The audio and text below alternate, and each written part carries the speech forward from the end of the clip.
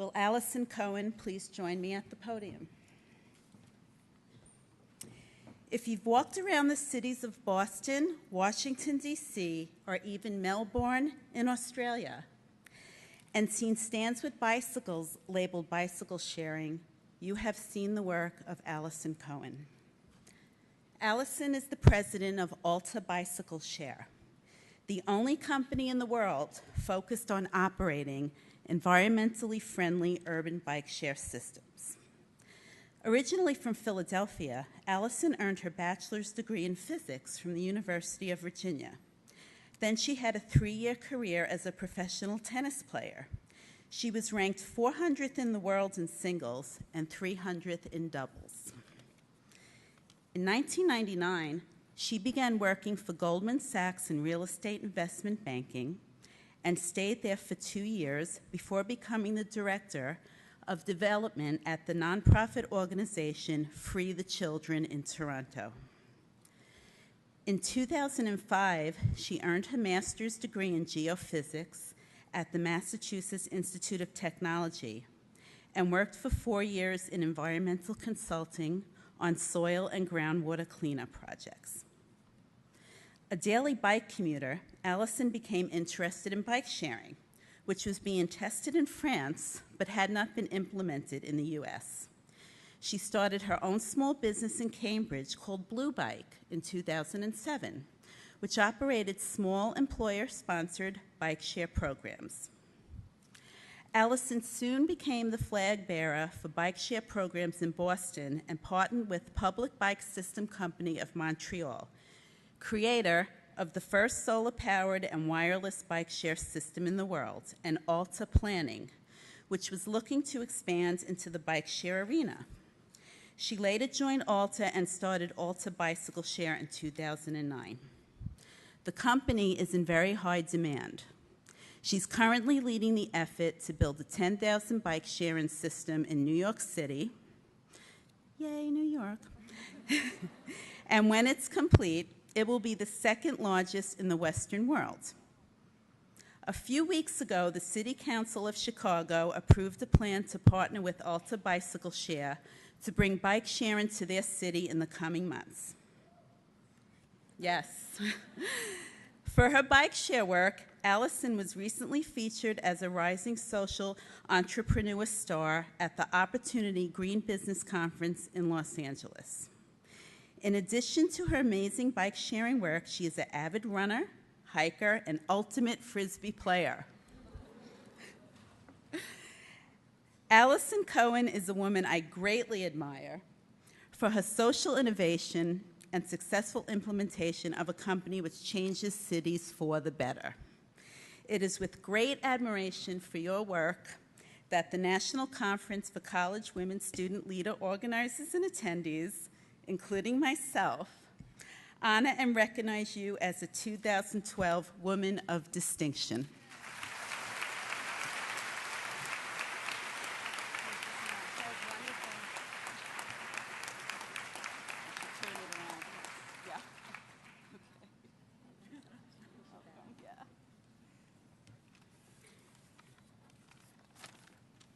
Thank you so much, and thank you so much for having me here and honoring me, just for AAUW and Nick Whistle. And it's such an honor to be in front of folks like Barbara Federhoff and Lily Ledbetter and this group of amazing women. And as Michelle said earlier, being seen as someone to look up to, because often, I look around and they're talking about me, really? You might have heard that story or resume and think, like, what is going on here? It's such a weird story. And I look around where I am at this very interesting and amazing moment where cities, the public sector, are leading innovation in taking what is not an unsubstantial risk to implement new technology to change cities and make a huge, very, very public impact. So, as it has been a whirlwind couple of years. I want to tell you a little bit about, the inside of that story. I had worked at Goldman Sachs. I played tennis. I was the weird person coming into Goldman. As I never, I didn't know what a stock and a bond were when I started working at Goldman Sachs. 6 weeks later, I took the Series 7 exam, and I failed the first time. I was one of the few people in my class to fail, and then I passed the next time. And I was already older than the rest of the class. And I decided that banking was not for me. I went to the nonprofit world. That wasn't for me. And my parents were academics. I went to MIT. I thought I was going to get a PhD. I failed again. I came out with a master's, which was, it was great. And being in the East Cambridge entrepreneurship world was very, very powerful. When I started working in environmental consulting, which was a nice mixture of business and something that was good for the environment, which I very much liked, it was my first time I'd ever done something that was a 9-to-5 job. And I didn't know what to do at 5 o'clock. And my wife was also starting an MBA at Babson, which is very focused on entrepreneurship, which is about entrepreneurship is going to change the world. And I was a big bike commuter at the time, and bike sharing had just started in Europe. And I said, why isn't it here? This is going to be driven by the private sector here in the US. And we went on our honeymoon in Paris, and I saw the Vélib system, and I found a journal entry recently that said, I want to have a company that operates bike sharing systems around the world. That was back in 2007. Then I put that vision away, and I started my own small company.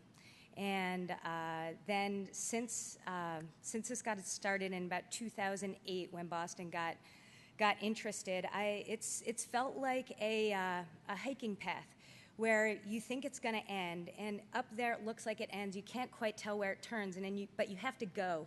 You have to go to that spot and see that either it ends or it actually turns. And that's been a really valuable lesson for me. Every time I remember having a conversation with my brother saying, I don't think Blue Bike is going anywhere. I'm not having a lot of success selling these things. And then the city of Boston decided that they were going to push innovation. And I found that right place for myself in Washington, D.C. here. So I understand that you guys are all out in the city today. I don't know if you're going to be back out in D.C. or how many of you live here.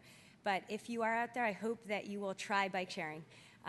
There are many of you who probably never have biked, and women don't bike a lot. In general cycling, it's about 1/3 female, 2/3 male. What we've achieved here in Capital Bikeshare, although there's still a lot of work to be done socioeconomically getting folks on bikes, we have about a 50-50 female-male use split in Capital Bikeshare, and I think the bikes are sturdy, and there is that step of I'm going to bike in the city, and that can be a scary moment. So I feel just incredibly privileged and sort of right person, right place, right time to fill in the gaps where the cities and the suppliers begin, and we operate these systems.